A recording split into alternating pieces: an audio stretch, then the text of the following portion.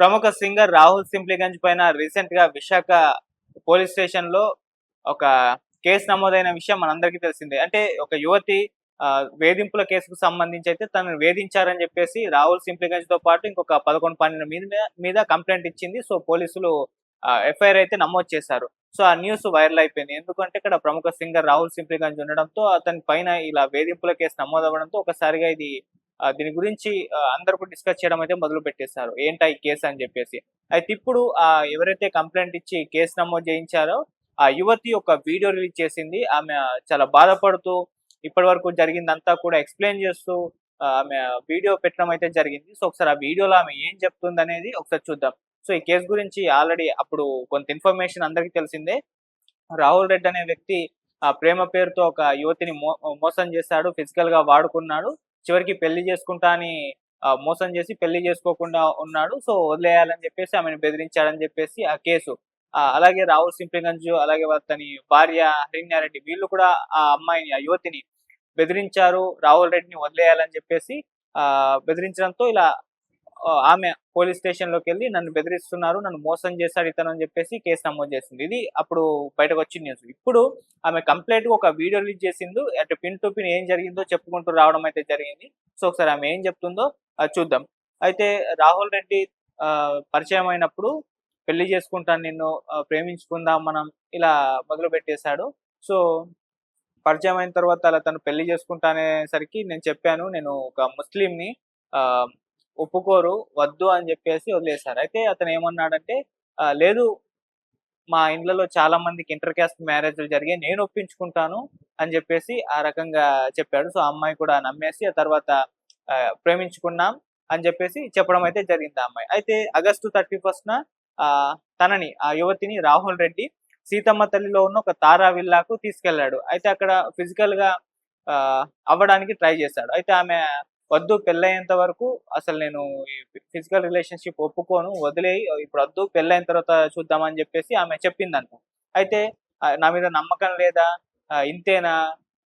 నేనేమన్నా ఇది చేస్తానా, మోసం చేస్తానా అని చెప్పేసి ఆ రకంగా కొద్దిగా డ్రామాలాడానని చెప్పేసి ఆ యువతి చెప్తుంది. సో అప్పుడు తను కూడా కాస్త ఎమోషనల్ అయిపోయి ఇక ఎందుకు దూరం పెట్టామని ఫిజికల్ రిలేషన్‌షిప్ అప్పటినుంచి మెయింటైన్ చేసుకుంటూ వచ్చామని చెప్పేసి ఆ యువతి ఆ వీడియోలో అయితే చెప్తుంది. సో అప్పటినుంచి వాళ్ళు ఫిజికల్‌గా రిలేషన్‌షిప్ మెయింటైన్ చేశారు. అప్పటినుంచి కూడా లివ్ ఇన్ రిలేషన్‌షిప్‌లో అయితే ఉండడం అయితే జరిగింది. అయితే ఆమె ఇంకా వీడియోలో చెప్తూ అతను నాకు తాళి ఒక్కటే కట్టలేదు. నన్ను పెళ్లి మాత్రమే చేసుకోలేదు. కాకపోతే భార్యాభర్తలు ఎలా ఉండాలో అలాగే ఇద్దరం కలిసున్నాం ఇన్నాళ్ళు అని చెప్పేసి ఆమె చెప్తూ ఉంది. అయితే ఆహ్, అలాగే మామూలుగా ఏ రిలేషన్‌షిప్‌లో అయినా పెళ్లయిన తర్వాత అయినా సరే హస్బెండ్ వైఫ్‌కి తీసుకొచ్చి పెడతాడు. బాయ్ ఫ్రెండ్ గర్ల్ ఫ్రెండ్‌కి తీసుకొచ్చి పెడుతుంది. కానీ మా రిలేషన్‌షిప్‌లో మొత్తం నేనే పెట్టాను. ప్రతి రూపాయి కూడా నేనే ఖర్చు పెట్టాను. ఆఖరికి వాటర్ బాటిల్ కూడా తను కొనివ్వలేదు. నేనే కొనిచ్చి పెట్టాను. అలా తన కోసం అన్నీ చేశాను. డబ్బు కూడా ఖర్చు పెట్టాను అని చెప్పేసి ఆమె చెప్పుకొచ్చింది. ఆహ్, అయితే అలా రిలేషన్‌షిప్ వాళ్ళది సాఫీగా సాగుతున్న నేపథ్యంలో కొంతకాలం తర్వాత ఒక సడెన్‌గా నాకు ఫోనొచ్చింది. నాకు వేరే వాళ్ళతో పెళ్లి ఫిక్స్ చేశారు అని చెప్పేసి సడెన్‌గా నాకు చెప్పాడని చెప్పేసి ఆమె చెప్పింది. సో వెంటనే "నువ్వు రా మాట్లాడదాం" అది అని చెప్పేసి అన్నాను. తీరా అక్కడికి వెళ్ళాక బెదిరింపులు స్టార్ట్ చేశారని చెప్పేసి చెప్తూ ఉంది. అక్కడ హరిణ్యారెడ్డి, రాహుల్ సిప్లిగంజ్ వాళ్ళ వైఫు తినని బెదిరించిందని చెప్పేసి ఆమె చెప్తుంది. ఆహ్, "నువ్వైనా చచ్చిపో, లేదంటే నేనే నిన్ను చంపేస్తాను" అని చెప్పేసి ఆ రకంగా ఆమెని అరణ్యారెడ్డి అనే వ్యక్తి బెదిరించినట్టుగా ఆమె చెప్పడం అయితే జరిగింది.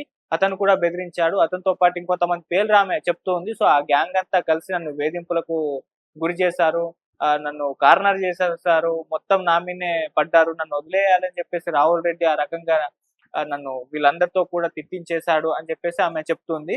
అలాగే రాహుల్ సిప్లిగంజ్ కూడా పక్కకు పిలిచి మాట్లాడారు. "నీకు వీళ్ళ బాబాయ్ గురించి తెలీదు. వీళ్ళ ఫ్యామిలీ గురించి తెలీదు. తెలిస్తే ఉరికించి, ఉరికించి నరుకుతారు. నీకు ప్రాపర్‌గా తెలీదు. అందుకోసమే ఇక్కడికి ఆపేసేయి. వెళ్ళిపోయి ఇవన్నీ కూడా వదిలేసేయి" అని చెప్పేసి రాహుల్ సిప్లిగంజ్ కూడా నన్ను బెదిరించాడని చెప్పేసి, ఇలా ఉరికించి, ఉరికించి నరుకుతారని చెప్పేసి బెదిరించాడని చెప్పేసి కూడా ఆమె యువతి ఆ వీడియోలో స్పష్టంగా అయితే చెప్తుంది. అయితే ఆమె కాస్త బాధతో ఇంత బెదిరించినప్పటికి కూడా నేనేం భయపడలేదు. కొద్దిగా బాధతో వెళ్ళాను. ఒక 1 మంత్ వరకు వెయిట్ చేశాను. వస్తారని తిరిగి అనుకోని అలా ఉన్నాను. అయితే రెండోసారి అతను రాహుల్ రెడ్డి వచ్చాడు. అంటే ఈమె వాళ్ళు బెదిరించేటప్పుడు ప్రూఫ్స్ రికార్డ్ చేసుకుందంట. వీడియోస్ కావచ్చు, వాయిస్ ఓవర్స్ కావచ్చు, ఇవన్నిటిని కూడా రికార్డ్ చేసుకొని ఉందంట. అయితే ఈ వీడియోస్ ఇవన్నీ కూడా ఆమె దగ్గర ఉండడంతో ఇక్కడ రాహుల్ సింప్లిగంజ్, రాహుల్ రెడ్డి వాళ్ళ గ్యాంగ్ అంతా భయపడి మళ్ళీ ఆ ప్రూఫ్స్ పట్టుకొని ఎక్కడికన్నా వెళ్ళి ఇది చేస్తుందేమో అని ఒక డౌట్ తో అతను మళ్ళీ తిరిగి వచ్చాడంట రాహుల్ రెడ్డి.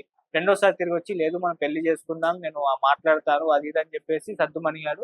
అలా నా దగ్గరికి మళ్ళీ వచ్చాడు. నేను అతని రాక కోసమే చూస్తున్నాను. సో అతను వచ్చేసరికి కాస్త సంతోషపడ్డాను. కాకపోతే తను వచ్చింది ఎందుకంటే నా దగ్గర ఉన్న ప్రూఫ్స్ కోసం వచ్చేసి నా ఫోన్‌లో ఉన్న మొత్తం ప్రూఫ్స్‌ని కూడా ఆ బెదిరింపులకు ఏవైతే పాల్పడ్డారో ఆ ప్రూఫ్స్ అన్నీ కూడా అతను డిలీట్ చేసేసి మళ్ళీ ఎళ్ళిపోయాడు. మళ్ళీ ఫోన్ చేస్తే స్విచ్ ఆఫ్, కలవలేదు, మాట్లాడలేదు. మళ్ళీ సేమ్ అంతకుముందు ఎలా ఉన్నాడో అలాగే ఇదైపోయాడు. సో నాకు అర్థమైపోయింది అతను నన్ను మోసం చేశాడు. నన్ను వీళ్ళు బెదిరింపులకు పాల్పడ్డాడు అని చెప్పేసి ఉన్నాయి. సో అప్పటినుంచి ఇంకా వేరే రూట్ తీసుకొని నాకు వేరే ఎఫ్ఐఆర్స్ ఉన్నాయని చెప్పేసి పుకార్లు పుట్టించాడు.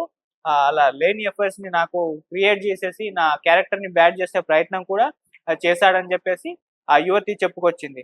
దీంతో ఇక నేను చేసేదేం లేక ఇక పోలీసులకు కంప్లెయింట్ ఇద్దామని చెప్పేసి సిపికి కంప్లెయింట్ ఇచ్చాను. అయితే ఆ కేసు సిపి నుంచి డీసీపీ దగ్గరికొచ్చింది అని చెప్పేసి ఆమె చెప్పింది. అయితే ఇక్కడ డీసీపీ ఒక ఆయన ఉంటారు, నాయుడు అని చెప్పేసి ఆమె పేరు కూడా చెప్తుంది. ఆయన ఆహ్, మాట్లాడి నా దగ్గర ఉన్న ప్రూఫ్స్ అన్నిటిని కూడా తీసుకున్నాడు. ఆఖరికి మేమిద్దరం ఫిజికల్‌గా కూడా కలిసున్న ప్రూఫ్స్ కూడా అడిగాడు. అవి కూడా అతనికి ఇచ్చేసాను అని చెప్పేసి ఆమె చెప్తుంది. అయితే ఆ తరువాత ఆహ్, ఈ డీసీపీ ఎవరైతే ఉన్నారో అతను కూడా నన్ను కమిట్మెంట్ అడిగాడు. ఎందుకంటే నీది వీడియోస్ అన్నీ ఇప్పుడు నా దగ్గర ఉన్నాయి. నువ్వు అతనితో ఫిజికల్‌గా ఉన్న వీడియోస్ ఉన్నాయి. అవన్నిటిని కూడా బయట పెడతాను అని చెప్పేసి బ్లాక్‌మెయిల్ చేసి నన్ను కమిట్మెంట్ అడిగారని చెప్పేసి ఆమె యువతి ఆ వీడియోలో చెప్తుంది. అంటే ఈమె ఆ పోలీసుల మీద, డీసీపీ మీద కూడా ఆరోపణలైతే చేస్తూ ఉంది. వాళ్ళు కూడా నన్ను వేధించారు, కమిట్మెంట్ అడిగారని చెప్పేసి. దాంతో నేను షాక్ అయిపోయాను. ఆహ్, అసలు నా మైండే పని చేయలేదన్నట్టుగా మాట్లాడడం అయితే జరిగింది. సో తర్వాత కేఆర్ రెడ్డి అనే ఒక మీడియేటర్‌ని కూడా పంపించారు. ఆ మీడియేటరు ఆఫీసర్‌లందరిని కూడా కొనేసాడు. వాళ్ళకు పెద్ద పెద్ద పొలిటికల్ లీడర్స్ తోటి సంబంధాలున్నాయి. నిన్ను అసలు ఇది చేసేస్తారు నిన్ను. అసలు ఈ మ్యాటర్‌లోకే రాకు అని చెప్పేసి ఆ రకంగా బెదిరింపులకు కూడా పాల్పడ్డాడు అని చెప్పేసి చెప్పాడు. అలాగే ఇంకొక పాయింట్ ఈమె చెప్పింది. హరిణ్యారెడ్డి, రాహుల్ రెడ్డి వీళ్ళిద్దరికి కూడా ఎఫ్ఐఆర్ ఉంది. సో అందుకే నిన్ను హరిణ్యారెడ్డి అంత తేలిగ్గా వదలదు. నువ్వు రాహుల్ రెడ్డితో ఎఫ్ఐఆర్ పెట్టుకుంటే హరిణ్యారెడ్డి ఊరుకుంటుందా? నిన్ను చంపేస్తుంది. అది ఇది అని చెప్పేసి ఇదొక స్టోరీ అయితే చెప్పింది. ఆ తర్వాత తన ఫ్యామిలీ గురించి అంటే చెప్పేసింది. ఆహ్, ఇంతవరకు నన్నెలా వేధించారు? ఏం జరిగింది? ఇవంతా కూడా చెప్పింది. నాకు పోలీసుల మీద డీసీపీ ఇలా చేసేసరికి నమ్మకం ఇంకా పోలేదు. ఇంకా అతను ఒక్కతనే అలాగా ఉన్నాడేమో, వేరే వాళ్ళు బానే ఉంటారని చెప్పేసి అనుకున్నాను కూడా అని కూడా మెన్షన్ చేయడం అయితే జరిగింది. ఆ తర్వాత తన ఫ్యామిలీ గురించి చెప్తూ మేము ముగ్గురం ఆడపిల్లలం. ఇప్పుడు ఇవన్నీ కూడా బయటకొచ్చేసరికి మా ఫ్యామిలీ తలెత్తుకునేలా ఒక పరిస్థితి లేదు. ఆహ్, ఎంతో మంది చెప్పారు చదివేందుకు పెళ్ళిళ్ళు చేసేయండి అమ్మాయిలకు అని చెప్పేసి చాలా మంది చుట్టుపక్కల చెప్తూ ఉన్నా కూడా, లేదు మేము వాళ్ళకిచ్చే ఆస్తి చదువు ఒక్కటే కదా అని నా పేరెంట్స్ నన్ను ఇంతలాగా మంచి చదువులు అందరిని కూడా ముగ్గురు ఆడపిల్లల్ని చదివించారు. ఇవాళ నేను ఈ ఈ పరిస్థితికొచ్చేసరికి వాళ్ళని పరువు తీసేసినట్టు అయిపోయింది. వాళ్ళని తలెత్తుకునేలా చేయలేకపోయాను అన్నట్టుగా ఆమె చాలా ఆవేదన వ్యక్తం చేస్తూ మాట్లాడడం అయితే జరిగింది. సో అది ఆమె కంప్లీట్‌గా చెప్పుకుంటూ రావడం అయితే జరిగింది. సో ఇప్పుడైతే విశాఖ పీఎస్‌లో కంప్లెయింట్ ఇచ్చింది. సో మరి ఆమెకు న్యాయం జరిగే విధంగా అంటే దీని పైన ఒక ఎంక్వైరీ జరగాలని చెప్పేసి చాలా మంది ఆమె వీడియో కింద కామెంట్లు అదే చేస్తున్నారు. ఏం జరిగిందో ఒకసారి ఎంక్వైరీ చేయండి. ఆహ్, అటు రాహుల్ రెడ్డిని ఆ గ్యాంగ్‌ని అంతటా పిలిపించుకొని ఎంక్వైరీ చేయండి. ఇటు ఈమెని సంబంధించిన ప్రూఫ్స్ ఏవైతే ఉన్నాయో వాటిని ఎంక్వైరీ చేయండి. సో ఏం జరిగింది ఈ కేస్‌లో? మరి నిజంగా బెదిరింపులకు పాల్పడ్డాడా? ఇవన్నీ కూడా బయటకు తెలియాలి. ఆ డీసీపీ ఎవరైతే ఉన్నారో నిజంగా ఆమె వేధించారని చెప్తుంది. ఆ వేధించాడా అతను? కమిట్మెంట్ అడిగాడా?